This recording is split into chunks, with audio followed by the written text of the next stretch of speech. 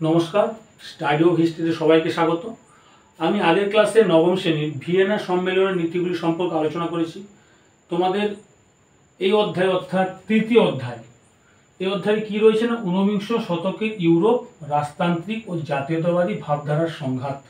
এই যে অধ্যায়টি রয়েছে, অর্থাৎ রাজতান্ত্রিকতার অর্থ কী না, রাজতান্ত্রিকতার অর্থ হলো যে রাজার আদর্শ, অর্থাৎ রাজা শাসন কার্য পরিচালনা করবে, প্রজারা থাকবে, প্রজাদের রাজারা দেখভাল করবে সব কিছু। আর জাতীয়তাবাদী কথার অর্থ কি না, জাতীয়তাবাদী কথার অর্থ হলো কি না, গণতন্ত্র ও উদারতন্ত্র সব মিলিয়ে হয় কি না জাতীয়তাবাদী ভাবধারা। যাই হোক, আজ তোমাদের এই অধ্যায়ের মেটারনিক ব্যবস্থা সম্পর্কে আলোচনা করব। প্রথমে তোমাদের মেটারনিক ব্যবস্থা সম্পর্কে আলোচনার আগে তোমাদের মেটারনিক সম্পর্কে কিছু মতবাদ বা মেটারনিক কি বলেছে সেগুলো সম্পর্কে আলোচনা করব। অর্থাৎ মেটারনিক ফরাসি বিপ্লবকে খারাপ চোখে দেখত, অর্থাৎ 1789 খ্রিস্টাব্দে ফ্রান্সে যে ফরাসি বিপ্লব হয়েছিল, ফরাসি বিপ্লবকে মেটারনিক জীবাণুর সঙ্গে তুলনা করেছে। অর্থাৎ তিনি বলতে চেয়েছে ফরাসি বিপ্লব হলো জীবাণু, যার ফলে সমগ্র ইউরোপ স্বাস্থ্যহানি হবে, ইত্যাদি ইত্যাদি। তাই মেটারনিক কি কি মত দিয়েছে, অর্থাৎ মেটারনিক কি কি মত দিয়েছে তার সম্পর্কে তোমাদের প্রথমে অবগত হওয়া প্রয়োজন। প্রথমে চলে আসি কিনা মেটারনিকের মতামত। এক নম্বরে কি বলেছেন মেটারনিক না, ফরাসি বিপ্লব ও বিপ্লব প্রসূত ভাবধারাকে মনে প্রাণে ঘৃণা করতেন। অর্থাৎ মেটারনিক ফরাসি বিপ্লবকে মনে প্রাণে ঘৃণা করতেন। কারণ ফরাসি তিনি বিপ্লবকে অর্থাৎ যুদ্ধকে তিনি ঠিক চোখে দেখতো না, যে যুদ্ধ হবে, সব কিছু ধ্বংস হয়ে যাবে, এগুলোকে সে বর্জন করত। তার কাছে এগুলো ছিল রাজনৈতিক মহামারী ও অরাজকতার দূত। তার চোখে ফরাসি বিপ্লব ছিল ঘোরতর অরাজকতা ও নাশকতা। অর্থাৎ ফরাসি বিপ্লব তার চোখে কী ছিল না, ঘোরতর অরাজকতা। অর্থাৎ এই ফরাসি বিপ্লবের ফলে মানুষের ধ্বংসলীলা, চারিদিকে প্রাণহানি, হত্যা, এইসব তিনি মানতে পারতেন না, তাই তিনি এইসব কথা উল্লেখ করেছেন। তারপরে আমরা আসবো কিন্তু তিনি বলেন রাজা ও অভিজাতরা সভ্যতার ধারক ও বাহক, তারাই সমাজের সেবা করতে পারে। অর্থাৎ ফরাসি বিপ্লব প্রসূত যে তিনটা শ্রেণীতে ভাগ হয়েছিল, যাজক, অভিজাত আর থার্ড সম্প্রদায়, অর্থাৎ first estate, second estate, third estate, এই যে তিন সম্প্রদায়ের ভাগ হয়েছিল।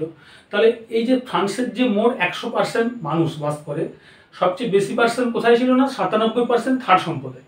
আর যাজক অভিজাতরা কম কম ছিল, ঠিক আছে, 1%, 1.5%। এখানে আসছি যে মেটারনিক বলতে চাইছে কি না, রাজা ও অভিজাতরা সভ্যতার ধারক ও বাহক। অর্থাৎ যারা অভিজাত, যাজক, তারা সভ্যতার ধারক ও বাহক। অর্থাৎ তারা যদি দেশ শাসন করে বা তারা যদি সবকিছু দেখাশোনা করে, তাহলে সমাজ বা সভ্যতা একটা ধারাবাহিকভাবে এগিয়ে যায়। এক্ষেত্রে তৃতীয় সম্প্রদায় তেমন কিছু ভূমিকা নেই, তিনি অভিহিত করেছেন। ফরাসি বিপ্লবকে তিনি জীবাণু বলে অভিহিত করেছেন, তা ইউরোপের স্বাস্থ্যহানি ঘটবে। আমি একটু আগে বলেছিলাম যে ফরাসি বিপ্লবকে তিনি জীবাণুর সঙ্গে তুলনা করেছেন। যে জীবাণু যেমন কি, জীবাণু আমাদের কারো যদি শরীরে কিছু রোগ হয় বা কোনো স্থানে যদি ক্ষতস্থান হয়, সেখানে যদি জীবাণু হয়ে যায়, পোকা হয়ে যায়, তাহলে কি হবে, তাহলে ওইটা পরপর স্প্রেড করবে পুরো শরীরে। তেমনি ফরাসি বিপ্লব জীবাণুর মতো। অর্থাৎ ফ্রান্সের সৃষ্টি হয়েছে ফরাসি বিপ্লব, এবং ওই ফরাসি বিপ্লব যেহেতু জীবাণু তার চোখে, সেই ফরাসি বিপ্লব ফ্রান্স থেকে সমগ্র ইউরোপে ছড়িয়ে পড়বে এবং ইউরোপকে ধ্বংস করে দেবে, তিনি অভিমত প্রকাশ করেছেন। এবার আমরা আসবো যে মেটারনিক ব্যবস্থা সম্পর্কে। মেটারনিক ব্যবস্থা অর্থাৎ মেটারনিকের সময়কাল 1815 থেকে 1848 খ্রিস্টাব্দে, তিনি এই সময় তার রাজত্ব করেছিলেন। এবার আমরা আসবো যে মেটারনিককে বলা হচ্ছে কূটনীতির জাদুঘর। অর্থাৎ তাকে কূটনীতির জাদুঘর আমরা কেন বলবো না, মেটারনিক বিপ্লবকে হয়তো বা যুদ্ধকে হয়তো মনে প্রাণে ঘৃণা করতেন, কিন্তু তিনি তার দেশ অর্থাৎ অস্ট্রিয়াকে প্রচণ্ড পরিমাণে ভালোবাসতেন। অর্থাৎ যাতে অস্ট্রিয়ার কিছু ভালো হয়, অন্য দেশ থেকে অস্ট্রিয়া যেন সবার থেকে এগিয়ে যায়। তাই মেটারনিক তার সাম্রাজ্যে বিভিন্ন কূটনীতির দ্বারা অস্ট্রিয়াকে একটা অন্য জায়গায় বা একটা অন্য ধারায় বা একটা উন্নত জায়গায় নিয়ে যেতে চেয়েছিল। তাই মেটারনিককে বিভিন্ন ঐতিহাসিকরা কূটনীতি জাদুঘর বলেছেন, কারণ তার প্রত্যেকটি পদ্ধতি বা চাল ছিল কূটনীতির মতো। এবার আমরা আসবো, তিনি গণতন্ত্র উদারতন্ত্রের তীব্র বিরোধী ছিলেন। অর্থাৎ তিনি গণতন্ত্র ও উদারতন্ত্রের তীব্র বিরোধী ছিলেন। তিনি রাজার আদর্শকে বিশ্বাস করতেন, অর্থাৎ রাজা দেশ শাসন করবে, রাজা সমস্ত প্রজাকে দেখভাল করবে, ইত্যাদি ইত্যাদি। অর্থাৎ সেই দেশে যদি প্রজারা যদি সর্বসর্বায় উঠে, তাহলে সে দেশ কখনো ঠিক পথে প্রবাহিত হবে না। অর্থাৎ সে দেশ তখন কি হবে না, ধ্বংস হবে। তিনি এই অভিমতে বিশ্বাসী ছিলেন। তিনি মূলত ফরাসি বিপ্লব প্রসূত রাজনৈতিক ব্যবস্থার পুনঃপ্রবর্তন করতে এবং ইউরোপের রাজনীতিতে অস্ট্রিয়ার স্বার্থ বজায় রাখতে যে ব্যবস্থা গড়ে তুলেছিলেন তাই হলো মেটার্নিক ব্যবস্থা। অর্থাৎ তিনি কি বলেছিলেন? তিনি বলেছিলেন যে বিপ্লব প্রস্তুত, অর্থাৎ বিপ্লবের আগে যে ফরাসি ব্যবস্থা যে যেমন ভাগ ছিল, ঠিক আছে, সেই ভাগে ফিরে যাও এবং হচ্ছে যাজক অভিজাতদের মর্যাদাকে সর্বে করে তোলা, এটা আমরা আসবো। এবং ইউরোপের রাজনীতিতে অস্ট্রিয়ার স্বার্থ বজায় রাখতে তিনি যে ব্যবস্থা কায়েম করেছিলেন, অর্থাৎ ইউরোপের রাজনীতিতে অস্ট্রিয়া থাকবে সবার উপরে, অন্যান্য দেশ থাকবে সবার নিচে। অস্ট্রিয়া সব ক্ষেত্রে সবকিছু সুযোগ সুবিধা ভোগ করতে পারবে, কিন্তু অন্যান্য দেশ তা পারবে না। এই মতে অর্থাৎ এই অভিমতের মাধ্যমে তিনি যে সমস্ত দিকগুলি গড়ে তুলেছিলেন তাই হলো মেটার্নিক ব্যবস্থা নামে পরিচিত। তোমাদের পরীক্ষাটা 8 নম্বরের কোশ্চেন আছে যে মেটার্নিক ব্যবস্থা বলতে কি বোঝো, জিজ্ঞাসা চিহ্ন, এই ব্যবস্থার ব্যর্থতার কারণ কি, 5+3 এভাবে পরীক্ষায় কোশ্চেন আছে। দেখবে তোমাদের সেকেন্ড সাবমিটিভ পরীক্ষায় হয়তো 8 নম্বর এই কোশ্চেনটা পরীক্ষায় হয়তো আসবেই, অবশ্যই তোমরা এখন থেকে তৈরি হয়ে নাও। এবার আমরা আসবো যে মেটার্নিক তার ব্যবস্থার মাধ্যমে দুটি দিক প্রবর্তন করেছিলেন, যেমন কি না, একটা হচ্ছে অস্ট্রিয়া মেটার্নিক ব্যবস্থা, একটা হচ্ছে ইউরোপে মেটার্নিক ব্যবস্থা। অস্ট্রিয়া মেটার্নিক ব্যবস্থাটা কি না, ফরাসি বিপ্লবের প্রতি তার ছিল সীমাহীন ঘৃণা। আগেও বলেছি যে ফরাসি বিপ্লবকে তিনি তীব্র ঘৃণা করতেন, অর্থাৎ খারাপ চোখে দেখতেন। এই যুদ্ধ, মহামারী, এসবকে তিনি যেন একটা ভয় পেতেন, যেন এসব হবে না, এসব দরকার নেই কিছু। এমনি যেভাবে সমাজ পরিচালিত হচ্ছে রাজার দ্বারা, রাজতান্ত্রিক দ্বারা, সেভাবেই যেন সমাজ পরিচালিত হয়। প্রজারা আবার কি করবে? প্রজারা কখনো আবার দেশের সর্বসর্বা হয়? প্রজাদের আবার কি অনেক মর্যাদা আছে নাকি? প্রজারা রাজার অধীনে থাকবে, রাজারা যা মত দিবে প্রজারা তা শুনবে। তার এই মতে সে বিশ্বাসী ছিল।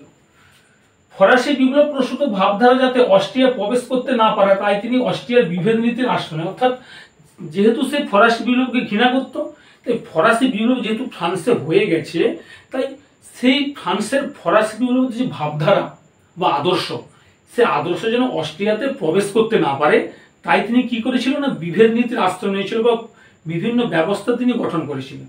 কি ব্যবস্থা দেখে নাও এবারে, যে অস্ট্রিয়ার সকল প্রকার সংস্কার ও বিপ্লবী ভাবধারাকে নিষিদ্ধ করেছিল। অর্থাৎ অস্ট্রিয়াতে বিভিন্ন সংস্কারগুলো থাকবে না, সংস্কার, বিভিন্ন ভাবধারা, এগুলোকে অস্ট্রিয়ার মধ্যে থাকা চলবে না। তিনি এসব অভিমত প্রকাশ করেছেন যে এগুলো থাকা চলবে না, এগুলো হলে হচ্ছে অস্ট্রিয়ার হচ্ছে পরপর খারাপ অবস্থা হবে, অস্ট্রিয়ার স্বার্থ ক্ষুণ্ণ হবে, অস্ট্রিয়া হচ্ছে উন্নত দেশে পরিণত হতে পারবে না, ইউরোপের যে একটা উন্নত দেশ যে অস্ট্রিয়া তৈরি হবে ধীরে ধীরে, তা হতে পারবে না। তিনি এভাবে বলেছিলেন। ছাত্রদের মধ্যে স্বাধীন যুক্তিবাদের প্রসার যেন না ঘটে, তার জন্য ছাত্র অধ্যাপকের উপর তিনি নজরদারি করেছিলেন। অর্থাৎ সমাজের যেহেতু ছাত্র অধ্যাপক হলো কি সমাজের মাথা, অর্থাৎ তারা যেহেতু শিক্ষিত সম্প্রদায়, তারা হচ্ছে কি করবে না, সমাজের ভালো মন্দ দিকটা বিচার করতে পারবে। তাই যেহেতু ছাত্র অধ্যাপকরা সমাজের ভালো মন্দ দিক বিচার করবে, তাহলে কি হবে না, সমাজ হচ্ছে সমস্ত কিছু ধারাবাহিক নিয়ম পদ্ধতি, সমস্ত কিছু সভ্যতার পথে এগিয়ে যাবে। অর্থাৎ মেটার্নিক যে কূটনৈতিক পদ্ধতি অবলম্বন করেছিল, সেটা তাহলে কি হবে না, ছাত্র আর অধ্যাপকরা ধরে ফেলতে পারবে, অর্থাৎ ধরে নেবে। সেই জন্য কি করেছিল না, ছাত্র অধ্যাপকদের উপর তিনি নজরদারি রেখেছিলেন। তারা কি করছে, তারা কোন পত্রিকায় অংশগ্রহণ করছে, তারা কোথায় যাচ্ছে, বিভিন্ন জায়গায় তারা নজরদারি করেছিল। তারপর আসছি, কার্লসবার্গ ডিগ্রি জারি করে রাজনৈতিক দল ও ছাত্র সংগঠনগুলিকে তিনি নিষিদ্ধ করেছিল। কার্লসবার্গ ডিগ্রি তোমরা হচ্ছে ভারতের ইতিহাসও পড়েছো, ঠিক আছে। সেই কার্লসবার্গ ডিগ্রি জারি করে তিনি কি করেছিল, তিনি কার্লসবার্গ ডিগ্রি জারি করে রাজনৈতিক দল ও ছাত্র সংগঠনগুলোকে নিষিদ্ধ করেছিল, যে এগুলো অস্ট্রিয়ার মধ্যে থাকলে চলবে না, এগুলো অস্ট্রিয়ার মধ্যে থাকলে চলবে না, এগুলো হচ্ছে অস্ট্রিয়ার পক্ষে বিপজ্জনক। অর্থাৎ এরা যদি থাকে, বিভিন্ন এই ছাত্র সংগঠনগুলি যদি থাকে, তাহলে হচ্ছে অস্ট্রিয়া হচ্ছে ধীরে ধীরে ইউরোপ থেকে হয়তো অনেকটা সভ্যতার দিকে বা উন্নত দিক থেকে অনেকটা পিছিয়ে পড়বে।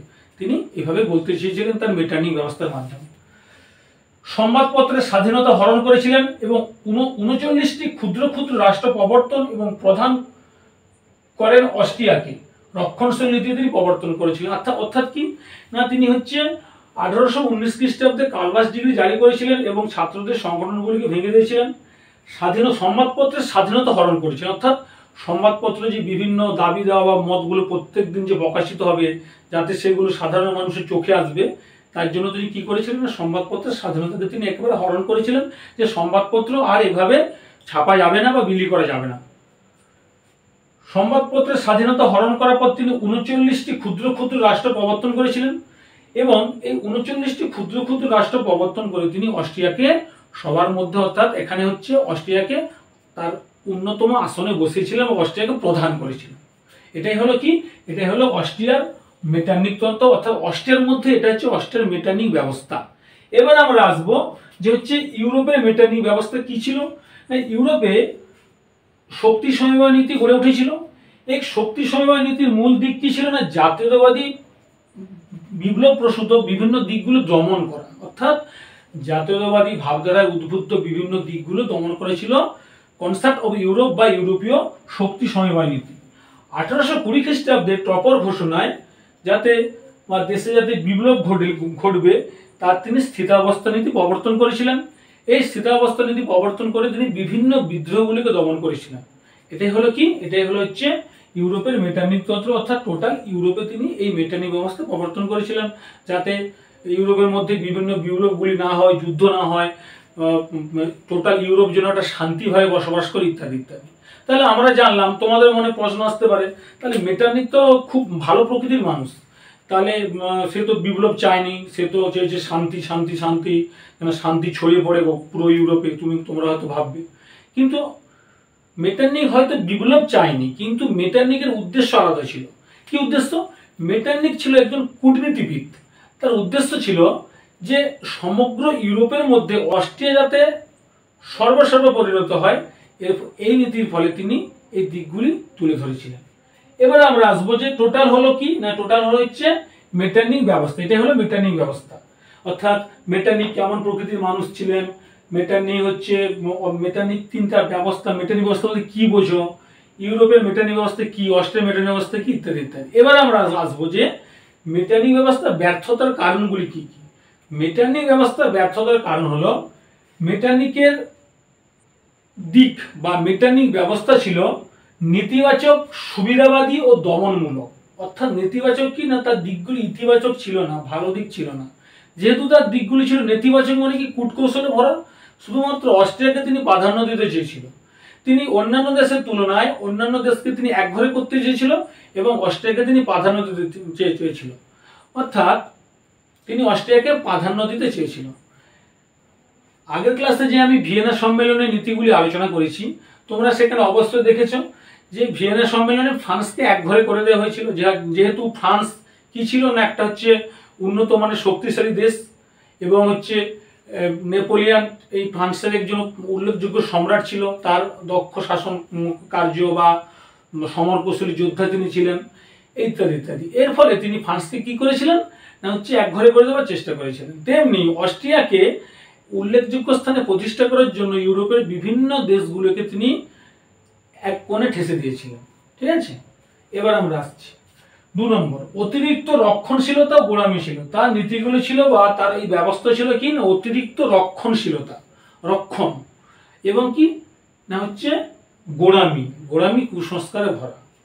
3 নম্বর, তার চোখ পড়েছিল বা তার দৃষ্টি পড়েছিল বিপ্লবের ধ্বংসাত্মক দিকে।